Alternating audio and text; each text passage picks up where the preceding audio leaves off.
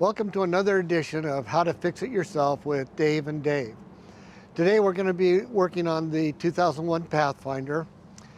The issue we have is that the tensioner idlers are going bad on the car. You can start hearing them grumble and growl, so the bearings inside of those are going.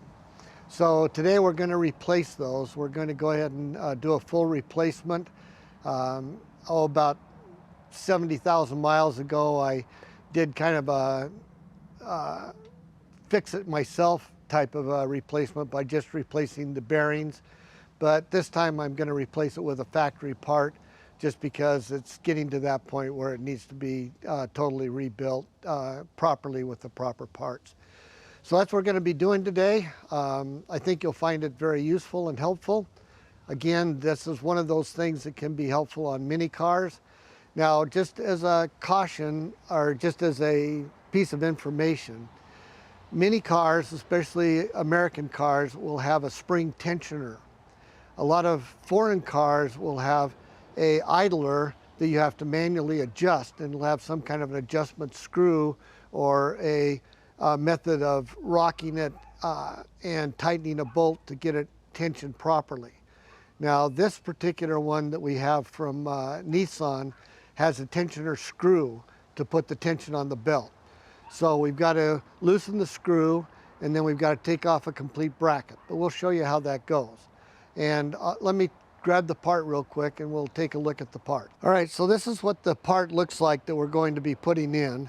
And so it sits in a bracket, and at the bottom of the bracket, this tensioner screw goes. And so as you run the screw, it pushes this up and down to put tension on the belt.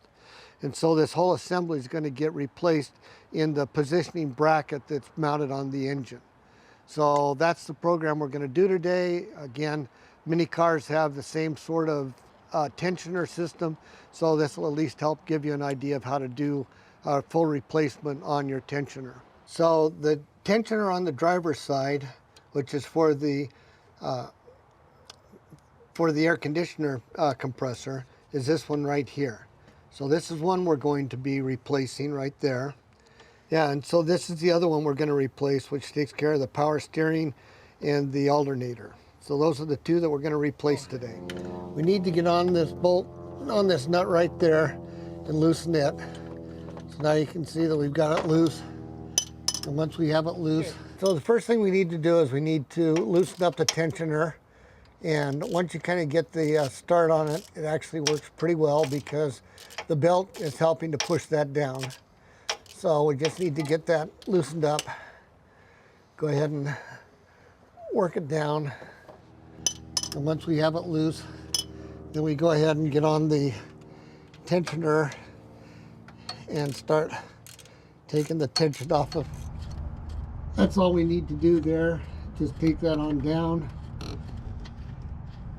And at that point now, it's easy to go ahead and get the belt loose. Now it won't come loose till we do the same thing on the other side. So we need to get on this bolt, on this nut right there, and loosen it. So now you can see that we've got it loose. And once we have it loose, then we go ahead and get on the tensioner and start taking the tension off of that.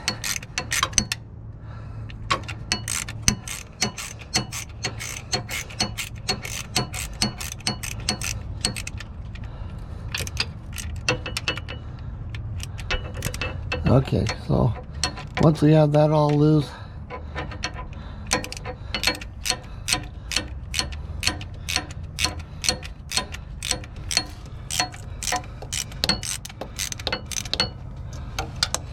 there we go. Okay, so now the belts are off, and now we can take them off from the top.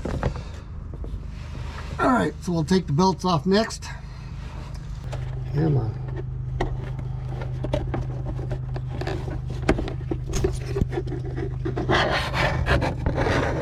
All right, there's belt number one off, and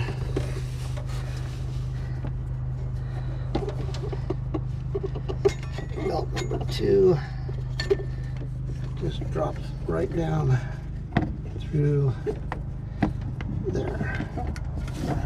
All right, So now we've got the belts off. You now can see a little easier how this whole assembly fits together right there. So on this side we need to take this bolt now. It's not this top bolt, it's this bolt here. And there's another bolt down below it. So it's that middle bolt that you need to take off in order to drop this bracket assembly off of there. And then there's one on the bottom you need to take off too, and then you can take the whole assembly out. And then you need to, on this side, you need to take this top bolt off right there, and then you need to take the bottom bolt off, and then that entire bracket will come out. All right, so we've already taken off the brackets. We had to loosen this bolt to get the slide adjustment to move down so we could get the belt off. So it's already loose, but you know, if it's still tight, you can take a wrench. It's a number 14, or it's a 14 metric, and get that loose. Now we left the wheel on here. It made it more complicated in taking this off, but we wanted to show you the detail on putting this back together again. Now I said there was 2 bolts, but actually as you can see there's actually 3 bolts, and there's 3 bolts on the other bracket that we'll show you here in a minute. Additionally, on this one on the driver's side, you'll notice that there was also a clamp that held a couple of the wires and another one that held a couple of other wires. Now this one was a zip tie, and as you can see we broke that off, but we'll put a new zip tie in there when we put it back together again. And this is just a 10 millimeter bolt that goes up here that holds that piece in place there. So we'll go ahead and show you how this all comes together now. Now in order to make sure this thing slides, of course, the pulley system cannot actually contact the bracket. And so there's some spacers that go in here that are very important. So you can see there's this spacer here, which holds this shield on, which goes up against the bearing. And then you've got your wheel, which comes off. And then you've got another spacer with a shield on the back side, which keeps it from contacting this and allows it to tighten up against this flange area once you get it set in place. So you'll need to take the old tensioner off because the new one, or the tensioner bolt off, because the new one has one on. You'll notice there's a lip here to keep it in place so that when you push the tensioner up, it actually has something to work against. You'll also notice that it has a L on it for being on the driver's side, so the left-hand side. So it comes out easy. You might have to rotate it down a little bit, but then it comes out, and you've got the 2 lips up here to hold that in place so that it doesn't come loose once it's on the vehicle. So that's how it comes apart. We've kind of cleaned it a little bit. We'll probably clean it a little more. But all of these parts here now are waste, and you can just get rid of them. Now we're replacing it with a genuine Nissan part. You'll notice that there is a bit of a difference between the genuine Nissan part and this. This was a generic roller that I put in about 60,000 miles ago. And you'll notice that you have access to be able to press the bearing out and replace just the bearing if you want. So if you're really trying to save money, you can certainly go that route. But I've had better luck with the actual Nissan parts than with the generic. So that's why this time we're going to go ahead and put it back together again with the genuine Nissan parts. So this is the bracket for the passenger side, or the right-hand side. Again, it has a holder down here to keep the tensioner bolt in place. You'll notice that it also has 3 bolts on this one as well. This particular bolt is really a pain to get to, although both of these are really a pain to get to. You just have to work at it, use whatever tools you can, and just kind of get your hands down in there and whatever you've got to work on it. But you just have to be patient and just continue to push at it, and you'll eventually get it off. So this is the passenger side bracket. So we're going to actually put when we put this back together again, it's actually easier to get at all these bolts if you don't have the entire assembly in there. So you can get around these parts if you don't. So what I recommend you do and I'm going to use the old part just for show and tell. So what I recommend you do is on this particular one, just go ahead and slide this back into place, because you don't have room to put that in after you put the bracket in. But go ahead and leave the rest of the parts off, and that makes it a lot easier to get to all the bolts. And then once you get to all the bolts, you'll want to reassemble your idler on the car once it's there. And that's fairly easy to do, because you're slipping just on all the spacers and everything. Be sure you watch how the spacers come off of the part. You're just going to assemble all the spacers and get it put back together again on the vehicle, and that makes it a lot easier to get to your bolts. We're going to get ready to put this one in place. So you want to take and remove the nut, and watch the order in which this goes in. So there's the nut, there's the first spacer plate, there's the thick spacer washer, then we have the roller assembly, then we have another spacer washer, and the final protector. So we now have it in the right order, so we know after we put it on the car how we're going to put that together again. So I punched out the part of the zip tie that broke off, so now it's open. You can go down to the hardware store and buy zip ties with little Christmas trees, I call them Christmas trees, on them to replace it. Or you can just go ahead and use a small zip tie and just thread it through there and just tie it to that. That's all that's needed. You don't really need to have the Christmas tree. It just makes it a little easier. If it comes out for you, great, then you don't have to worry about it. So we're going to go ahead and just go from there, and we'll use a regular zip tie to put that all together again. All right, so now we're ready to go put this on the car.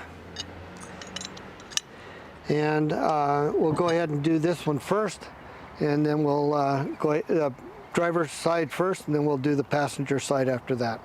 We've put the driver's side plate back on, and we haven't torqued the bolts yet, but that's what we're going to do next, is get the bolts nice and tight.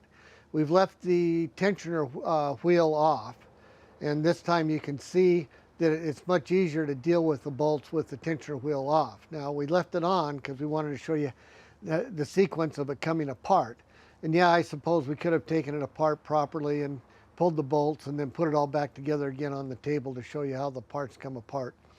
But that's what we chose to do. But clearly you can see that it's a lot easier to get at all your bolts with the wheels off. So we're now going to torque down the bolts, and then we'll put the driver's side tensioner wheel back on, and then we'll go ahead and do the passenger side after that. All right, so we first put on the shield, and then we put on the spacer, and then we put on the roller. That's where it gets a little bit tricky, because you've got to be able to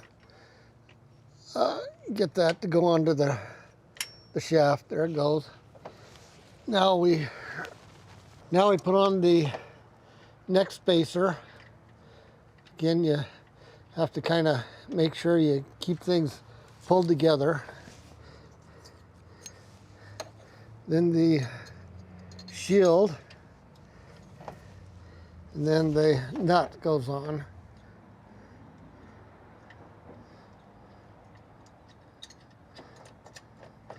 Okay, finger tighten it, then make sure it spins freely, and then we can go ahead and torque it down. Okay, so I torqued the bolt down on the pulley to make sure that it still ran free, and I showed you that it ran free. So now we're going to loosen it up, because remember, it's got to be loose in order for it to slide up and down and tension the belt. So you don't want it real loose, but you want it loose enough to where it'll slide up and down, so you can torque up the tension up the belt. So just have it finger tight so you can make it go up and down. All right, so we can now put on the belt and tension that side. So on the driver's side, you can kind of get away without having to do something to hold the spindle in place. On this side, it's a lot more difficult, so I'm going to use a sacrificial zip tie.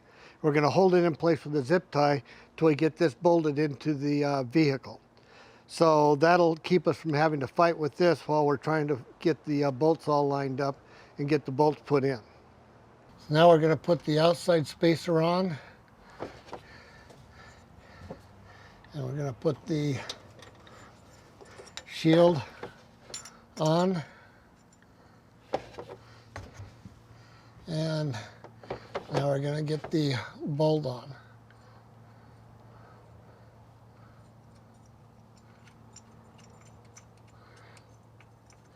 Again, after you get it all snug down, you want to make sure that it spins freely.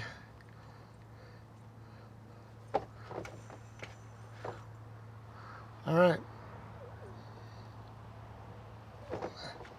So we're good. And we've got slide, so we can now put the belts on and tighten it all up. So now that we've got the pulleys all on, we showed you an easier way to do it by pulling the pulleys off when you take the brackets off. We're now going to, we put them back on, we've got the pulleys on.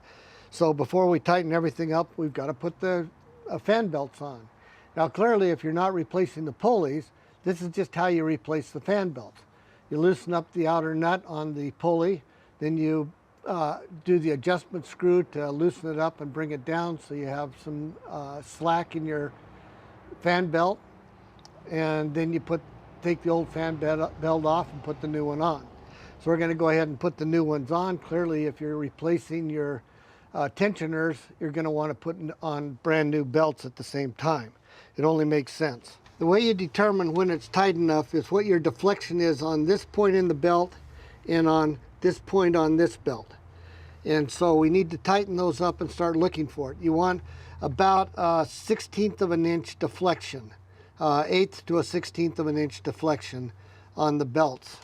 And so we're going to start tightening them up, and unfortunately, yeah, you've got to get underneath and then on top, underneath and then on top, just to hone in on it. So we're going to start tightening up the bolt, and we'll start working back and forth. So we just get on the bolt and start turning it, start getting some tension on it. You can feel it starting to tighten up, and as it gets to where you think it might be close, just go ahead and take a break. So I've got it where I'm close. I'd like it just a touch tighter, but you can see how I'm really minimized the deflection. So we're going to go ahead and do one more crank or two, check this one, then we'll get the other belt and see if we can then start the engine and make sure that everything's good after it's run for just a little bit. Please be sure to tighten up the bolt on the pulley before you drive the car. It's okay to let it idle for a little bit like this, but don't run the car without being sure that center bolt is tight. So go ahead and work on the tightening. I got it where I think it's about right. I've just checked the belt. It's still just a little bit loose. So you go back and forth on both of them until you get it about right. Now, kind of snug up the center bolt a little bit, but not too much. Then start the engine and let it run so that the belts get a little bit exercised and make sure they're all setting in all the grooves. And then after that, go ahead and do any last minute tensioning you need to do, tighten up the bolts, and you've got it done. So if you start it up and it squeals, like just happened to us, it tells you that it's not quite tight enough. And these belts loosen up pretty quick. So tighten it up, make sure you've got the right tension, make sure nothing's squealing, and then be sure and tighten up the bolt on the idler bearing itself.